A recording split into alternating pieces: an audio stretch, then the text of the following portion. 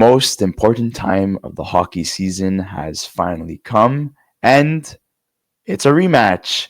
The Florida Panthers versus the Edmonton Oilers will face off against one another for the 2025 Stanley Cup. This is a rematch of the 2024 Stanley Cup Final, which saw the Edmonton Oilers lose to Florida in 7 games.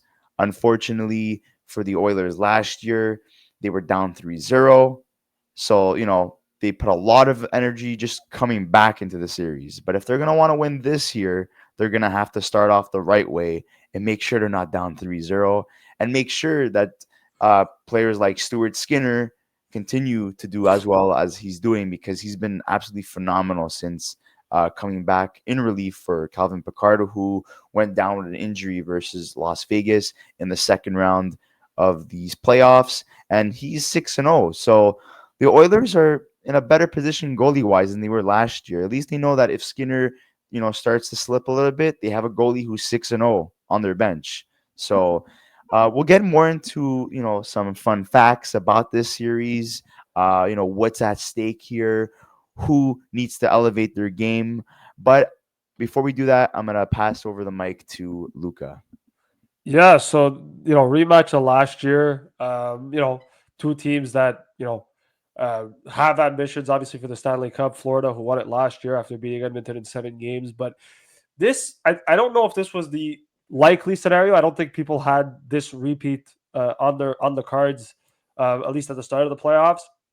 And I was kind of surprised that both series ended in 5 games. I thought for sure at least the Edmonton series would go to 7, because I thought Dallas would have given Edmonton a little bit more of a run for their money. But Edmonton this year, I got to give them a lot of credit. And I know that I've disregarded them pretty much every single series, from the LA series down to the Vegas series and to Dallas. But I got to give them credit. They've been business as usual. They've come in, they've played hockey, they've played good hockey. Their best players have been their best players: Connor McDavid, Leon Draisaitl, just to name a few. Obviously, Evan Bouchard, Ryan Nugent-Hopkins, who was fantastic in the Dallas series, really stepped up for the Edmonton Oilers in that series to really guide them to that victory. But what's impressive about me is I think that Edmonton this year, they want to be able to show that last year, right, wasn't a fluke. And I think they did that. They were able to come into these playoffs and really play the level of hockey that I think they were capable of. And obviously, when you have Connor McDavid on your team and you have Leon Draisaitl on your team, you have a chance of winning every night. And I think they've done that. The thing that I'm fascinated about is, obviously Stuart Skinner is the big conversation and the big topic. And the reason it's a big topic is because, listen, the guy, let's be real, right? Going into the LA Kings series, he was horrible, right? He played really bad. And there was a lot of question marks about whether he was going to be able to continue playing for the Oilers, and that, the Oilers had a goalie controversy and there was a lot of problems going on and all that stuff. And then Calvin Pickard comes in and plays really, really well, goes 6-0, like Chris mentioned. And then he gets hurt, right? And he gets hurt, and Skinner comes in, and business as usual again. Gets 2 back-to-back shutouts and continues his fine form. And then game 1 of the Dallas series, he lets in 6 goals, right? 5 in the third period, and that's where everyone's like, oh shit, like, is Stuart Skinner back? Like, is the old version of Stuart Skinner, the one that everybody kind of expected, was back? And no, like, Friday, the game 2, gets a shutout. And then ever since that game 1, he's let in 5 goals in 4 games, which has been spectacular. So I think that's a big part of the Oilers, and I got to give them a lot of credit. I think Stuart Skinner's bounced back and played some really good hockey down the stretch, and I think he's given Edmonton a chance to win. But at the same time, Edmonton's handled their business really, really well. Like, if you look at the games that they've won against Dallas, right? They beat Dallas 3-0. They beat Dallas 6-1. They beat Dallas 4-1. And then they beat Dallas 6-3. Like, they weren't particularly close games either. I thought Edmonton outplayed them in all 4 games. The only game that Dallas outplayed Edmonton was game 1. But Well, besides, no, wait. Let me correct you there. I think the reason why we could say that Dallas outplayed Edmonton is because Edmonton outplayed themselves. They got way too many penalties. They got yeah, too comfortable. They took their foot off the gas, and they were leading 3-1.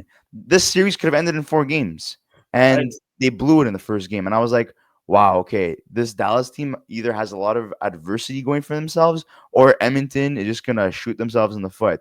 And luckily, they were able to correct their mistakes as a game 2, and then they looked ahead ever since then. They never But looked back. but even just that, right? So that's the biggest thing is like Edmonton, like I said before, they've been business all playoffs, right? It's been all about business and trying to win. And then, you look at the Florida Panthers, and I want to give the Florida Panthers their flowers as well because they've been spectacular. They're arguably, I think, they might be the best team I've seen in this modern era of just like pure just talent and pure just like you know, playoff style hockey. Like I've never really seen a team as good as the Florida Panthers, in my opinion. And I know that people might disagree with me on that. I know the Penguins teams were pretty good. I know Chicago, in their runs were pretty good. Tampa as well. But I look at Florida and I'm like, who's gonna beat them? Like who's realistically gonna beat them? And they completely dismantled Carolina, in my opinion. Like you look at the first three games of that series, it looked like Carolina forgot how to play hockey. Genuinely, it looked like Carolina forgot how to play hockey. And then Yeah. Game 4 comes along, they get a shutout, and they play really well, and they shut out Florida in their own barn. And it's like, okay, like, you know, they got a game back. It's like, okay, let's see what happens here. But I think everyone already knew, like, no matter what, like at 3-0 down, everyone's like, okay, Florida's gonna win this series. But Carolina got one back. And then in game 5, it was a close game. Like I thought, I thought both teams played really well. But it, again, like Carolina's up 2-0, and you're like, okay, like let's see what happens. Florida scores 3 goals right, on the bounce, make it 3-2. Then Carolina ties it, and then obviously Verhaeghe scores that winner. It felt like Florida was never going to back down. And it felt like it was destined for them to be able to go back to the Cup final again and obviously go for the repeat. And this is going to be a fun series. Right. And we saw it last year. We saw how important it was. We obviously saw like how big it was. It went to 7 games.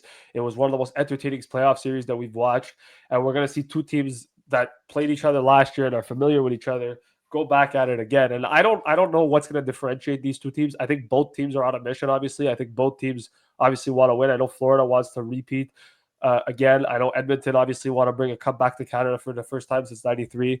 So there's a lot of, optimism for both sides. But to me, like, there's something about Edmonton this year. And I think last year there was a little bit more of a concern because we weren't sure. And it was like, oh, who knows, like what's going to happen with Edmonton and whatever. And it just felt like last year, I don't know, there was just something about the Oilers last year that it was like, they might get there, but like it wouldn't surprise me if they don't get it done. And I think this year, like Connor McDavid saw what happened last year, and Leon Draisaitl saw what happened last year. I think the whole team saw what happened last year, and they went, we can't let this happen again. And I think that for that reason, I think the Oilers are gonna I hope for the Canadian part of me wants Edmonton to do it.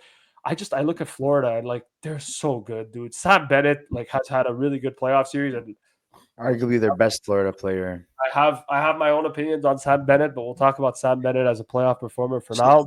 just be honest. You like playoff Bennett. You don't like regular season. Look, I like Sam Bennett for what he brings in the playoffs. I think he's a very good playoff performer. I think he's been Florida's best player in these playoffs. However, I also the track record proves that he's a 50-point guy in the NHL. So in my opinion, I just don't think that you pay that type of player $10 million. That's my personal opinion. It's not it's nothing towards Sam Bennett. I just think that people overvalue the production that he brings, but I know how good he is in the playoffs, and I think he's done really, really well. That's besides the point. He's going to be a free agent on July 1st, unless he signs before. We'll cross that bridge when we get there. But in the meantime, he's been really good in these playoffs. I got to give him a lot of credit. He's been Florida's most influential and most impactful player. The other thing, too, that I want to give a lot of credit to the Florida Panthers is, Alex Barkov really coming into his own as well as a center. We always talk about how good Alex Barkov is, but I don't think we truly appreciate that, when we talk about some of the best players in the league, Alex Barkov is up there. Like, he might not be in the top 5 conversation, but like the way he plays hockey and just his defensive game and his offensive mind is just really good.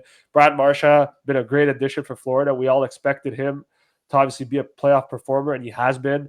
Tkachuk woke up in this series compared to the Toronto series. He's been a little bit better. Carter Verhaeghe's played better. Obviously, Florida lost Sam Reinhart. We don't know if he's going to be back for game 1. Well, he did. He came back last game. He just missed one game versus Carolina, but he's clearly not 100%. Yeah, he might not be at 100%, so we'll see what happens. But I think the rest of being able to have him rest up until Wednesday, because that's when the first game is, which NHL scheduling doesn't really make much sense. But anyways, it doesn't really matter.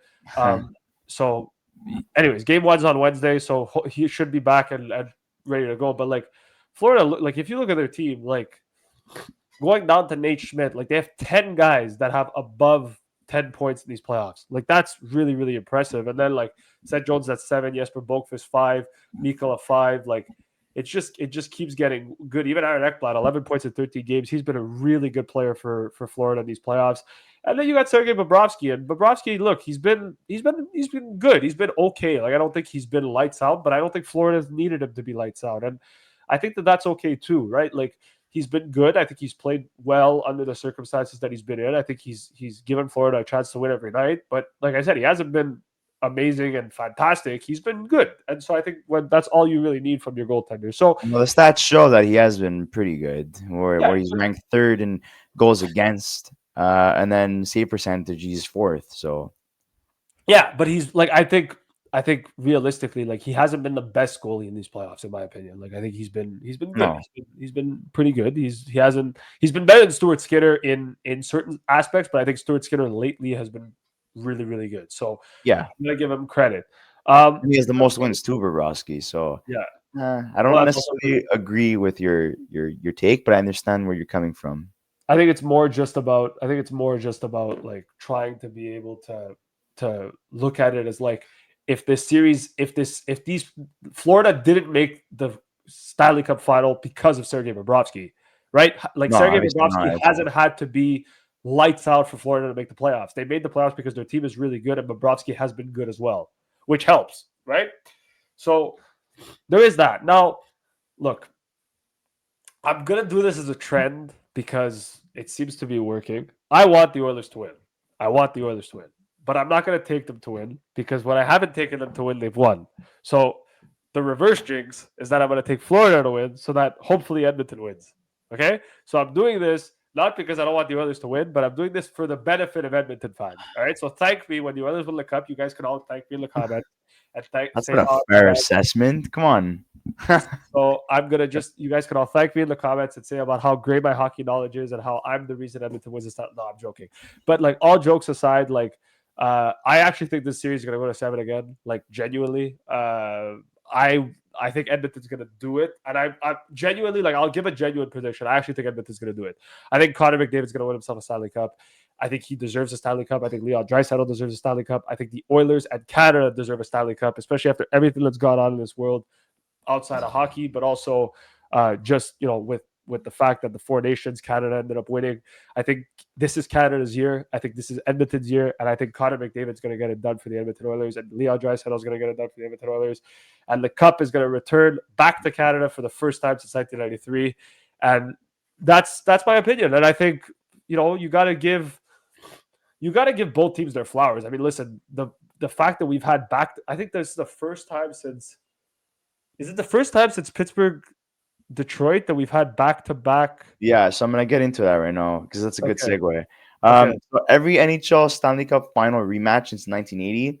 So in 83-84, the Islanders versus the Oilers, Gretzky won his first cup in the rematch.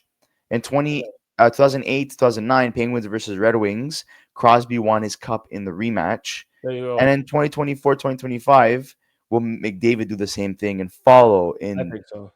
Crosby and Gretzky's But footsteps? isn't that crazy though? Like if you look at isn't that actually crazy? Like you pulled up those stats. Like isn't that crazy that both Crosby and Gretzky won in their rematch?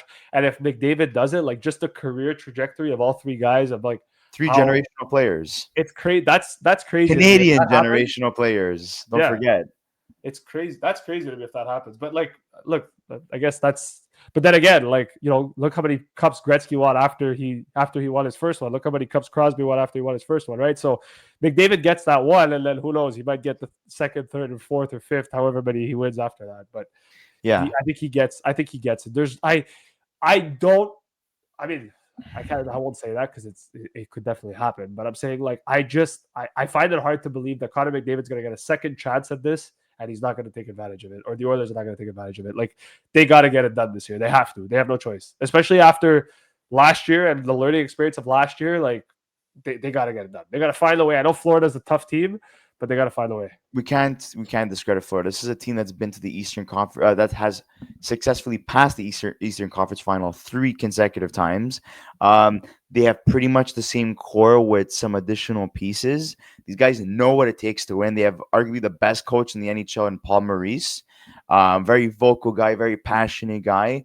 But we also have to give credit to Chris Novak, who finds himself in a good position where he's going to Stanley Cup Final back-to-back times. Where Jay Woodcroft got fired early on last season, this guy comes in and really helps the Oilers establish consistency all around, and he finds himself in the finals 2 times. Like, I just feel like the Oilers these last couple of years, every single move they've made has benefited them long term. I know people are gonna be like, "Oh, well, they lost Broberg and Holloway." Yeah, but think of it this way. If they win a cup, it doesn't matter.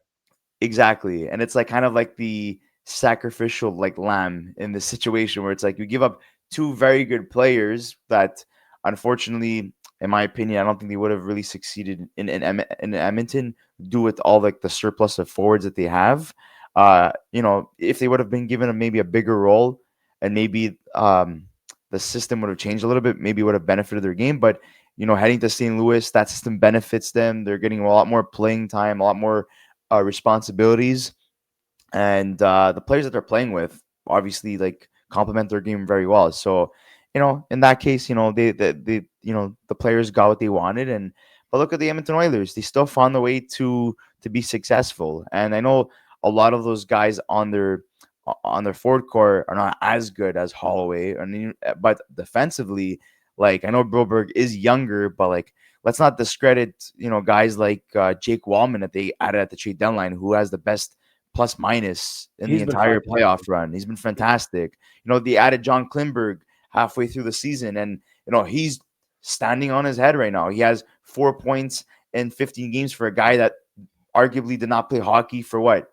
almost a year and a half, Yeah, right? And he's a +6. Wallman and Klimberg are a third line pairing, and in an ideal world, like or yeah, looking at it as a whole, these guys are really known more for their offensive, talents. Klinberg was never known for his defensive game, and it seems like he's really adjusted to this Edmonton Oilers system, and so has Jake Wallman. And we saw what Jake Wallman was capable of doing when he was given more responsibility with the San Jose Sharks. He was arguably their best defenseman, right? And that shows that Steve Yzerman is a complete moron for getting rid of him and getting nothing in return, whereas the San Jose Sharks did get something in return for him, right? But yeah, like every piece that they've added have contributed in a different fashion. Like Kasperi Kapanen, even though he's not the flashiest guy, he comes into their lineup and scores the OT winning goal versus Vegas. He also gets the empty net goal last game to cap off the series versus Dallas. You had Victor Arvidsson, who comes back into the lineup after being scratched, and he's doing a good job. You also have Jeff Skinner, who plays his second game in the playoffs, hasn't played since game one versus LA. And in 1,078 regular season games that he played before making the playoffs, you know, it's crazy that he plays his second game and he finally scores his first playoff game. And that so happens to be, sorry, he scores his first playoff goal in his second playoff game. And it so happens to be the game that they go without Zach Hyman, who unfortunately got injured the game before that and is out for the rest of the series. So this team is able to overcome adversity. They did not have Matthias Ekholm for basically 3 rounds of the NHL playoffs, and they still found a way to win because guys like Klinberg and Wallman were able to step up. Even a guy like Kulak, who has been fantastic in terms of his plus and minus, he's been able to step up. And it's like you don't need everyone to be flashy. You just need people to play their role and stick to that role and not deviate from the plan. yeah, And that's what we're seeing here from this Edmonton Oilers team. I know they don't have as many plus 10 point getters on this team, but everyone's doing exactly what they need to do. When they had Calvin Pickard come in for Skinner, he won 6 straight. He goes down, Skinner comes in, gets 3 shutouts since yeah, coming back. You have a guy like Corey Perry, who's a playoff performer. He's slowly starting to get into the groove of things, especially this past round. You have Connor Brown, who continues to show that he's a playoff performer. Matthias Janmark has slowly regaining that playoff form that he showed last season. Evander King comes back from injury, right? Ryan Nugent-Hopkins, arguably their MVP this past series versus Dallas. Like everyone is stepping up in their own way, and it seems like every decision that they made this season has benefited them long term leading up to this moment. And in terms of the Florida Panthers, well, this is a team that is getting contribution from everybody. And the guy who stepped up the most, apart from Matthew Tkachuk, was Evan Rodriguez. He really elevated his game versus the Carolina Hurricanes. And when you have an MVP in each of your playoff series, that's fantastic. Like the round before that, it was Brad Marchand, right? He was fantastic. That third line, him, Luosterainen, and Lundell are arguably the best third line in the playoffs. And when people are saying, well, when you look at dynasties, how would you rank them? Well, I'll be honest with you. If Florida wins the cup this year, they surpass Tampa Bay, in my opinion. And I don't want to take credit away Yeah, from just, Tampa well, Bay. based off the fact that it was a COVID year and whatever. Two Yeah, COVID years. right. So, and but I think the Marchand, Luosterainen, Lundell line is better than the Gord. What was it? Gord. Uh, Was it a Gord, Paul, and something else? I'm not sure. I don't remember, but Yeah, it was a very good line. Like they it's a were very one of good the line, best but I teams. feel like this line has more of an impact, Yeah, has more of a punch, especially in these series. But the one thing that I like that differentiates both teams is that Florida takes a lot of penalties, and Edmonton has a very good power play. And the one thing that has been a concern for the Florida Panthers is their power play. Their power play hasn't been the best these playoffs, and Edmonton is ranked fourth right now. So they right. have a 30% power play success, and their goals per game is 4 goals per game right now in terms of their average. And Florida is very close at 3.88 in terms of their goals per game. Goals against, sorry. Florida is first, and then fourth is Edmonton. So they're very close in each category. Penalty minutes. Edmonton is a team that doesn't take as many penalties as Florida. Yeah, They've only totaled 96 penalty minutes, whereas Florida has 279. yeah, because That is they get into more crazy. fights and scrums and stuff like that. Yeah, they're a more aggressive team, and obviously when you have the Rat Pack and Bennett, Kachuk, and Marchand, it's expected, right? But they're gonna have to, cut it down a little bit in terms of the penalties because Edmonton's a team that's gonna capitalize on the power play, Yeah, right? they have some of the best players on the power play. They have Connor McDavid and Leon Draisaitl. Like you don't want to give them an opportunity to play a man down for 2 minutes or a man up for 2 minutes. It's they're gonna make you pay. But I think for me, honestly, like it's very hard to call this series. I think no matter how you look at it, whether you look at it from Florida's perspective on paper or you look at how well Florida's played, and you look at Edmonton, like one thing I gotta give credit to the Oilers is I don't think they were favorites in the LA series. I think people thought LA was going to beat them. I don't. They were probably favorites in the Vegas series, and I don't know if they were favorites in the Dallas series. I don't think they were. I think a lot of people had Dallas beating Edmonton. Right? If you look at Florida, they were favorites in pretty much every single series. So Edmonton's kind of coming in a little bit as like the underdog because I think no one really, not that no one really expected them to be here, but like I don't think they were the top team coming out of the West, right? I mean, compared to Colorado and Dallas. So in this situation, like Edmonton has a lot more to prove, I think, than Florida. I think Florida's proven that you build a roster, you build, let's say, the team on paper, you bring in guys that are going to be playoff guys. They this year Florida, with the acquisitions of Seth Jones, with the acquisition of Brad Marchand, really decided to go at it for a second year in a row and go for a repeat, and they did that. And they're going for a repeat, and so I think there's levels to this in terms of like Florida was kind of already expected to be in this position, whereas Edmonton there was a little bit of uncertainty. But it's like you said, right? They you know they got rid of Holloway and Broberg last year. There was a lot of question marks about that. They brought in Arvidsson. They didn't really have Evander Kane all season. Evander Kane's come into the playoffs. He's played well in his time there. Corey Perry's been a revelation. And that guy, we always talk about Corey Perry, but Corey Perry's a guy that I don't know what it is. Every team he plays for ends up going to the final. And that's 5 consecutive years now for I Corey think Perry. that's a testament to the player that he is that he's the type of guy that brings and elevates everyone in the room around them and everyone in the locker room. Because at some point, like you can turn around and say, oh, that's luck. But at some point, it's not luck. Like if he's going to the Stanley Cup final 5 years in a row, it's because he deserves, he's done the right things and he's played with the right players and he's brought in the right mindset that seems to have integrated there into the players. I think the only difference with Corey Perry is he's got to the Cup final, but he hasn't won. Yeah, so I think it's so 5 years the he's charm. due. He's The very, six very years the due. charm. But just looking at both teams as an overview, offensively losing Hyman for the rest of the playoffs is a huge blow. But if Jeff Skinner is able to play like he did last game, Jeff Skinner is not a bad player. This is a guy that's a few seasons shy of scoring 30 goals. He's done it multiple times in his career. It's just, I think it's all about situational in terms of where you place him and what you give him as responsibilities in terms of seeing success.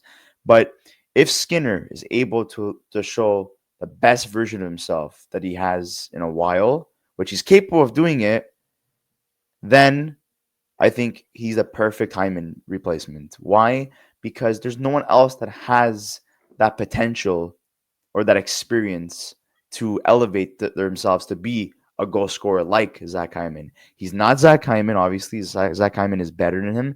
But if you're gonna if you need a replacement for goals, Jeff Skinner's your guy. He's a Yeah, natural goal scorer. I think there's that, and I think the other thing too is like it's going to be by committee, right? Like you said, you can't replace Zach Hyman, but Jeff Skinner, he could come in and be a little bit of a difference maker. Arvidsson, I think they're gonna need a little bit more from him, even though he's got 1 goal in 11 games in the playoffs. Like it would be nice if he could get like a couple in this series, maybe one or two, just to really help the Oilers out. But it's going to be by committee. But even still, like Evander Kane, Kasperi Kapanen's been a really big player for them. Like he's been super, super like clutch in big moments. So I think he's going to help them out, and I think he's really proven himself. Podkolzin too. I think there's some offense there with him. We saw Holloway last year be a difference maker in the final. Maybe Podkolzin could be that this year for them. A guy who scores in a big moment. But listen, I think Edmonton's got what they need. I think even if it's not necessarily what you would like, obviously with Zach Hyman being out or whatever, I still think they have enough to beat Florida. And I think the reason why is like it's one of those things to turn around and like look at the team on paper and say to yourself, like Florida on paper is a much better team than Edmonton. Let's not Yeah. question this. All around. It's all Forward, around. defense, But goalie. the thing that I have, and the reason I look at this is because the way I see it is it's like Sidney Crosby, it's like Alex Ovechkin, it's like going back to those types of guys and their situations. It's very, very hard to count out Connor McDavid and Leon Draisaitl. It is, and as much as everybody could turn around and say Edmonton isn't good enough, it's a team game and all that stuff. Like Connor McDavid, like we saw last year that he was on a mission, and we know how important it is for him to win a Stanley Cup. And we see the will that he has to win a Stanley Cup. And we can't say that about every player in the NHL. There's some guys that coast when it matters most. I'm not going to name names, but Obviously referring to some Toronto players, but okay. but what I'm trying to say is that when it matters most, Connor McDavid and Leon Draisaitl step up, and I think that they know they experienced last year what it was like to lose in the Stanley Cup final. They understood what it was like to lose in the Stanley Cup final. They went through that process. And I think now it's about, okay, we know what it feels like to lose. We understand what it feels like to lose. Let's go out there and win it. And look, they've got Ekholm back, who is going to be a big addition to their blue line. If you look at their blue line compared to last year, it's a lot more different. Yeah, They've got I think it's defensive much better. Yeah, well, they've got defensive defensemen on every single line. Jake Wellman wasn't there last year, right? He was a big part. John Klingberg wasn't there last year. Those are two additions that they've made that have really impacted their roster. And the other thing too is like, look, you got to give a lot of credit to Evan Bouchard. He's really stepped up his defensive game, I find, a little bit. Even Darnell Nurse, I know he hasn't really been at his best and he's kind of struggled a little bit at times, but even him, I thought in the Dallas series he played a lot better. I think as a team they did. So look, they're going to need everybody to be at their best. They're going to need Stuart Skinner to continue playing at the level that he's been playing at. But if they can do that, I think they'll find a way to do it. I think it's their year this year. So yeah, and just taking a look at Edmonton's D corps for a second here, like they have a good mix of everything, but the fact that like the offensive guys are able to even play better defensively when it matters most is a key factor here. I think in terms of defense, in terms of what I've been seeing, just based off these playoffs, I'm not talking about in their careers, I'm not talking about in their regular season stats, that both Florida and Edmonton are equal in terms of defense. The way that Gustav Forsling is a plus minus god is what we're seeing with Jake Wallman. Eggblad is their point producer on their back end. Yeah. That's Bouchard. Seth Jones is like the second in command. Well, we have that with Matthias Excellent. Ekholm back, right? You Yeah. have guys chipping in for like a couple of goal points here and there. You have that with Nate Schmidt. You have that with Klinberg. Mikola, I would compare that with Nurse. They're going head to head. And then Kulak, Or well, actually, Kulikov. Kulak would probably be I would say Kulak Kulak. would probably be Mikolak, I think. In Yeah? my opinion. Yeah.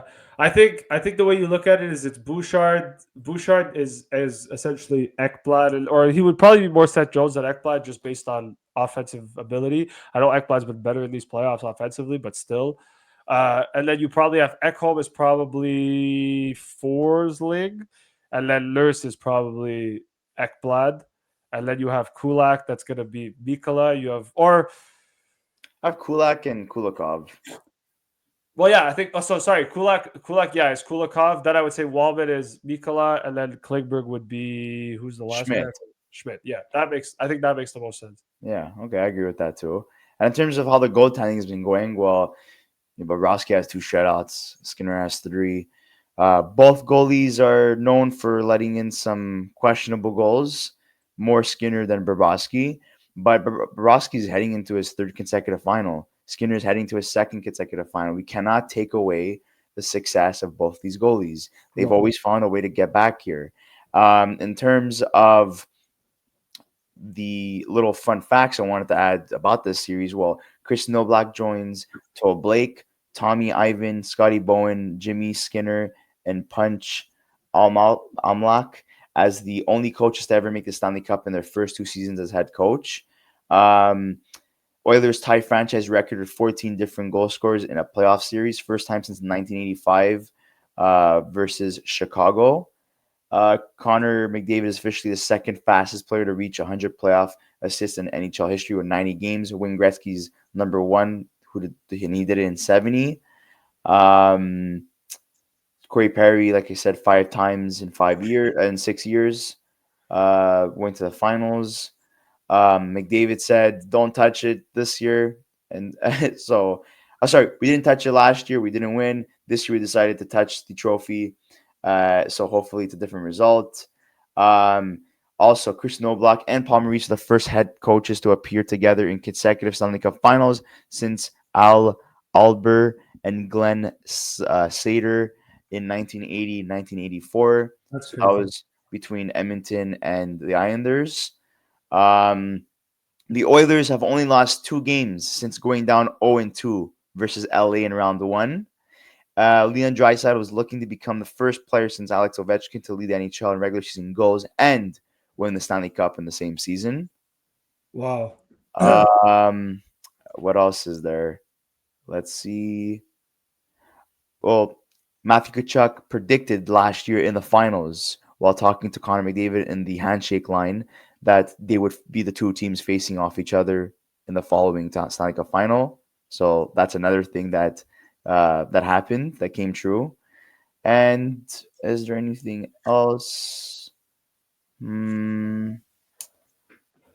Whenever we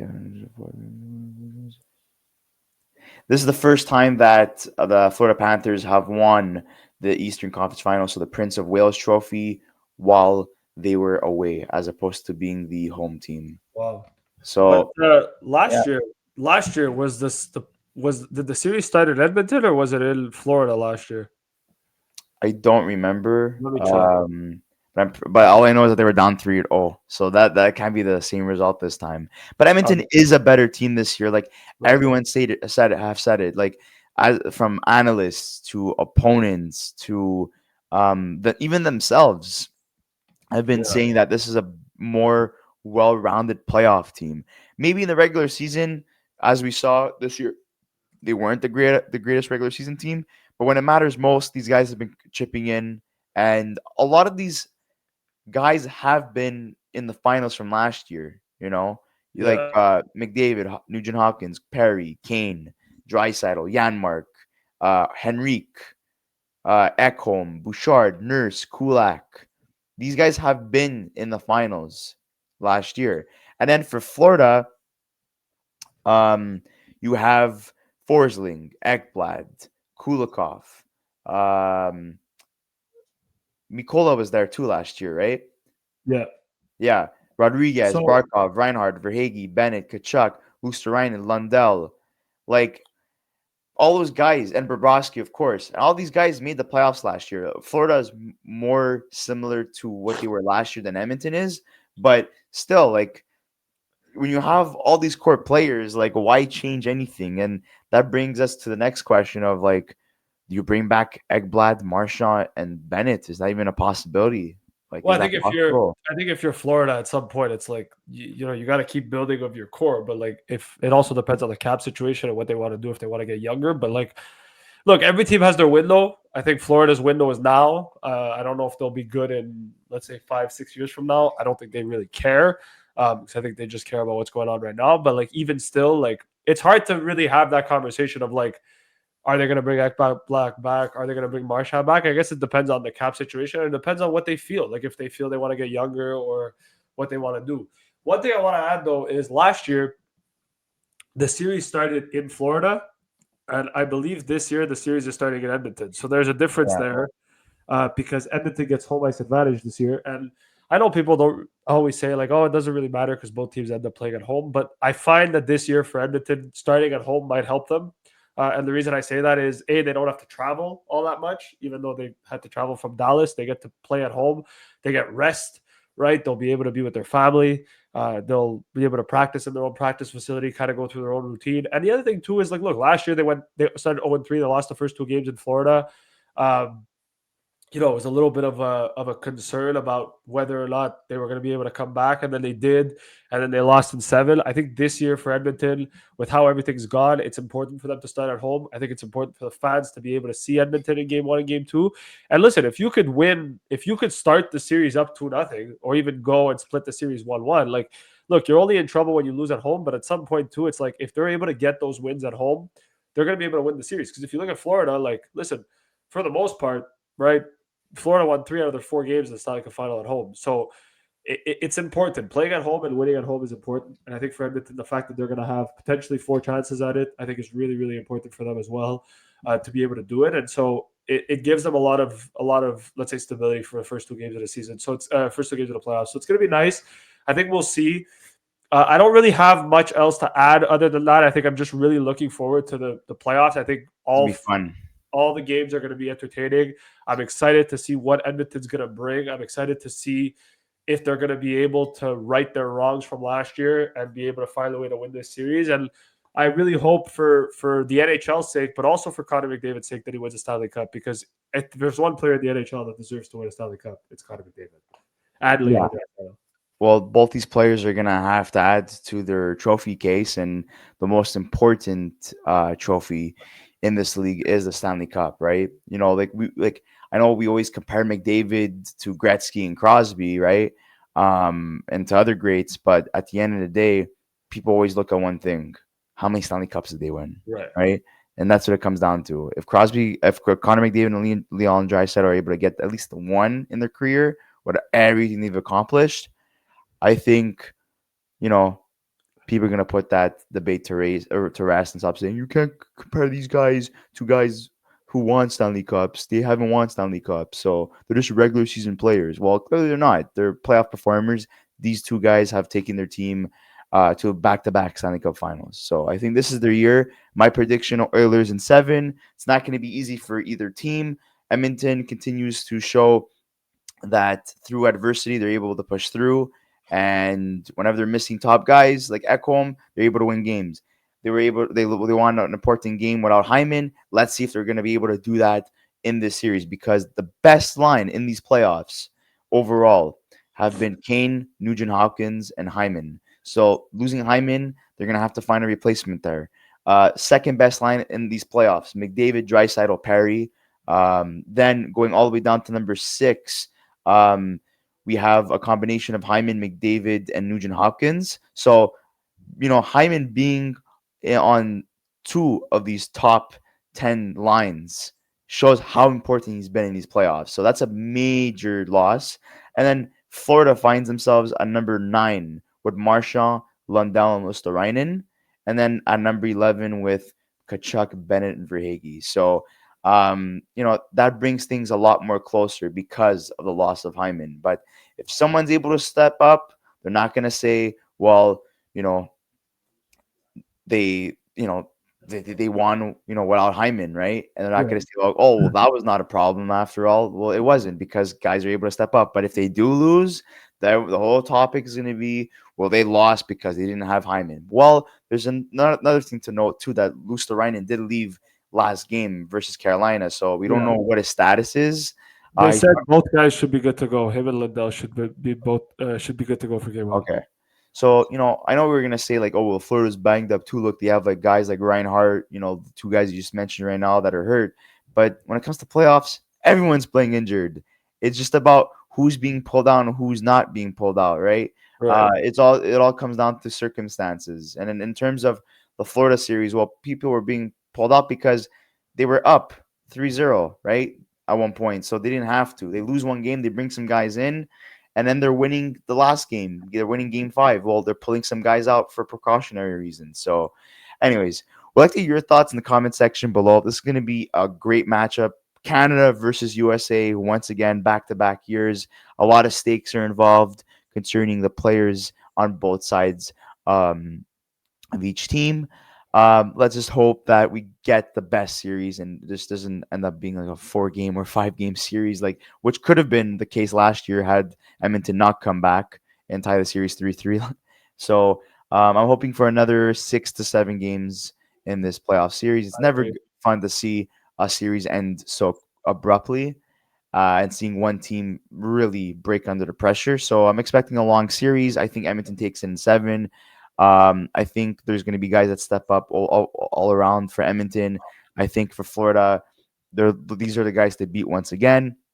And if they want to establish themselves as a dynasty team and surpass teams like Tampa Bay, they're going to have to win the Stanley Cup. And if Connor McDavid and Draisaitl truly want to be compared to all the greats, they're going to need to add a Stanley Cup to their trophy I case. agree. I agree. Well, with that being said, guys, please make sure to like this video, subscribe to our channel if you haven't already, and we'll see you on the next episode of the Young Guns podcast. Thank you so much, guys, for watching. Peace.